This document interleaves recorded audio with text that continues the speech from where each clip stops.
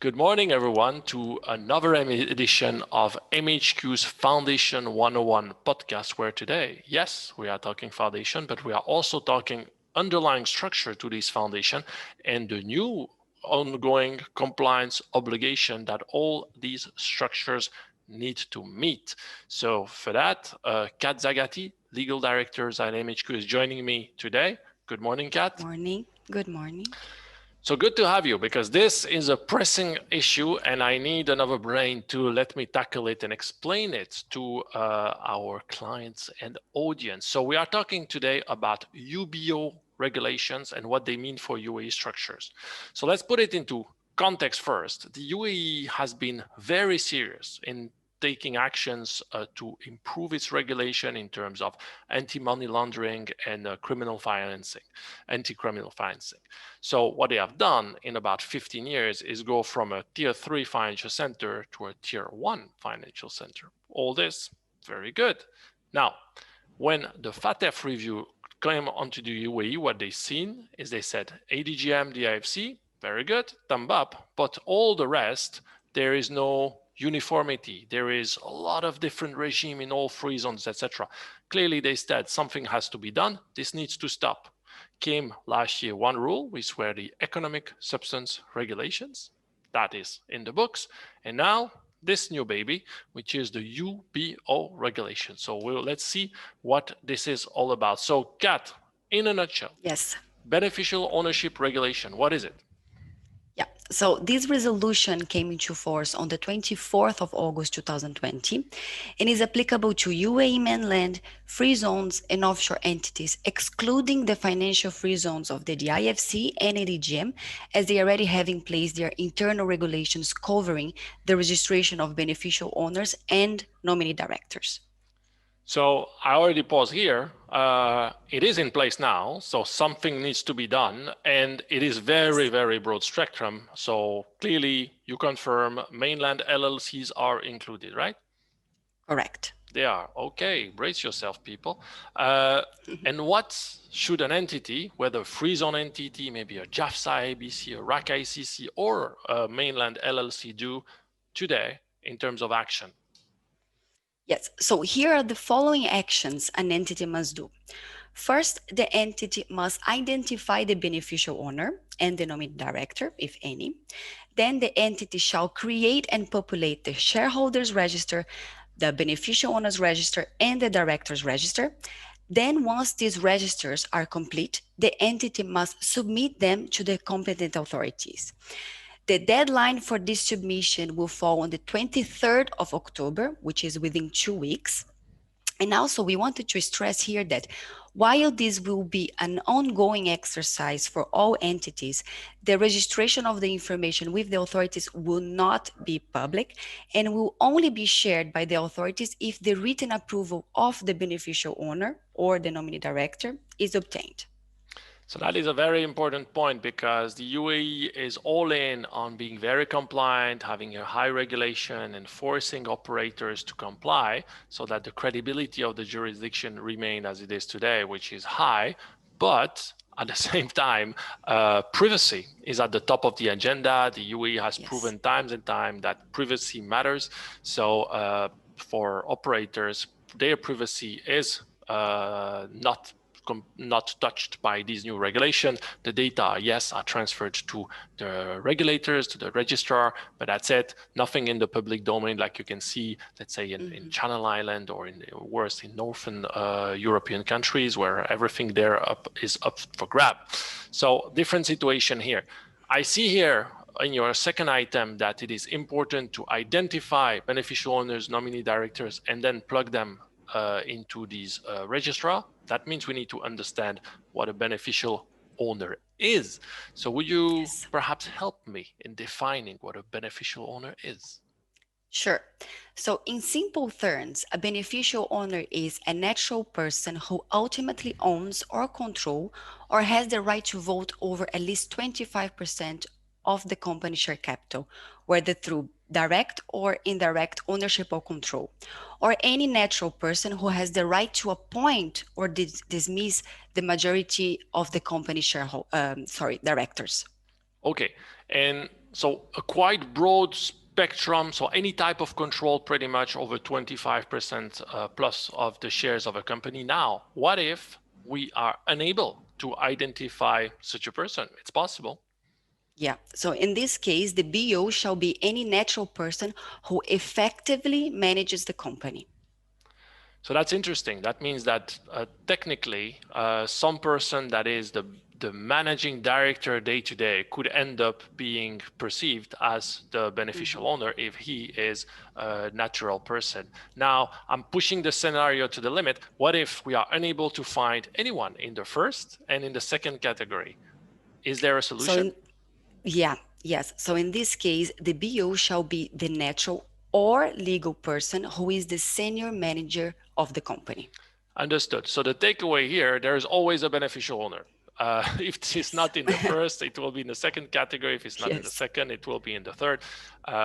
There is no way that one can put not applicable. Find your Mhm. solution. That's Yeah. the beneficial owner for you. We talked about nominee directors as well. This is the first time the definition of nominee is actually implemented in a UAE legal framework. Can you help us understand what that means?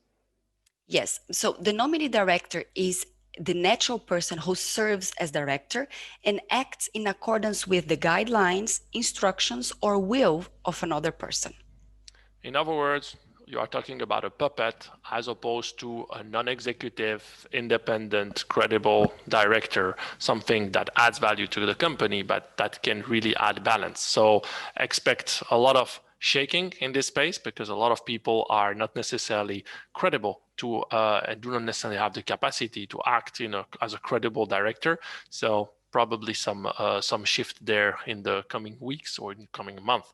Now, I want to put that in context. And what better than our good old LLC held 51-49 between local partners and investor. And let's look into that. Who is the beneficial owner here? If we look at this, we see clearly that one beneficial owner is the foreign investor because he holds 49%, he's voting on these shares, etc. The local partner part is trickier because as you can see here, we have illustrated something that we at the firm do not subscribe for, but that still exists in the market, something called a side agreement or trust agreement with the local partner.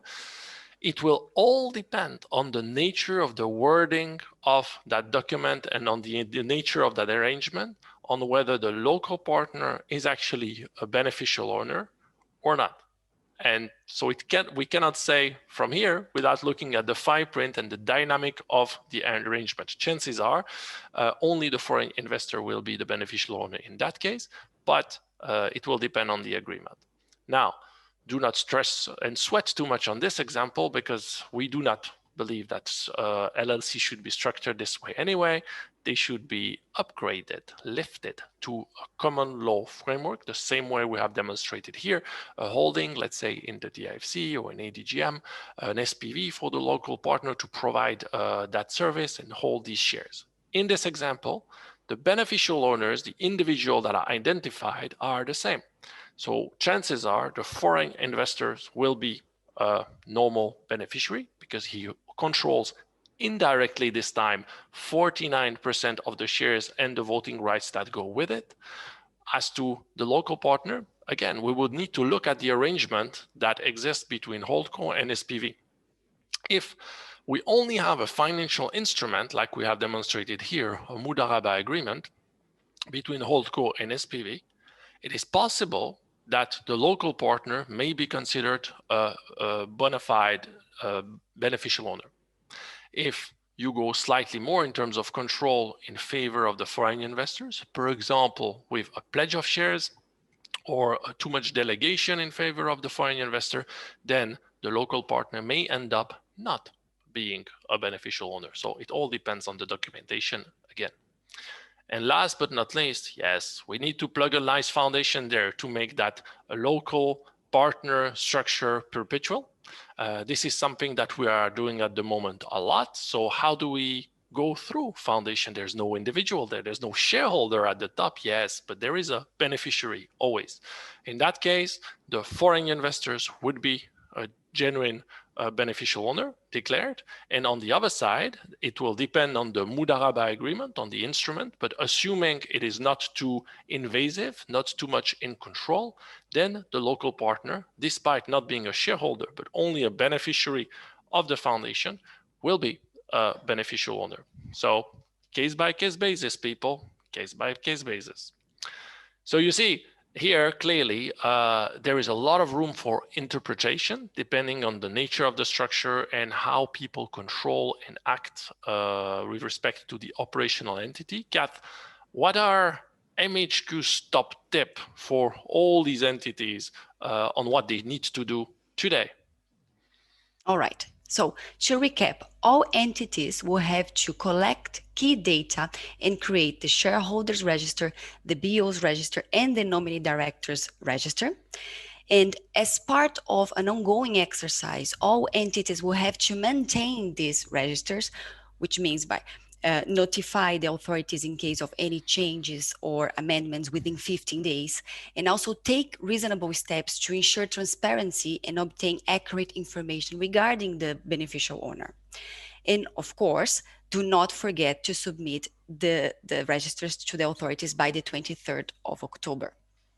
Also, we wanted to stress here that although the deadline to submit the registers is set already, as I said, on the 23rd of October, so far the free zones authorities and the Ministry of Economy are yet to publish the method in which these entities will have to submit the registers. We expect the authorities to release their guidelines very soon, of course, considering the deadline. So in any event, we advise that all entities have the registers prepared beforehand to avoid any potential penalties for not complying with the set deadline. It's a very sound word. So if you need any input from Kat on how to do that, I'm told we have put together some very commercial corporate secretarial packages. So for people that have multiple entities or just one, feel free to reach out. Next week, a very interesting podcast indeed. We at MHQ are in the camp of asset protection. Stuart Patterson, who's partner head of disputes at HSF, he's in the camp of attacking the structure. So we were going to have a dynamic discussion about do's and don'ts when you want to protect assets the right way. So that will be fun. In the meantime, Kat, thank you very much. And we invite people to reach out if they want to get in check with their compliance, ongoing compliance UBO obligation. Thank you very much. Good day ahead. Thank you.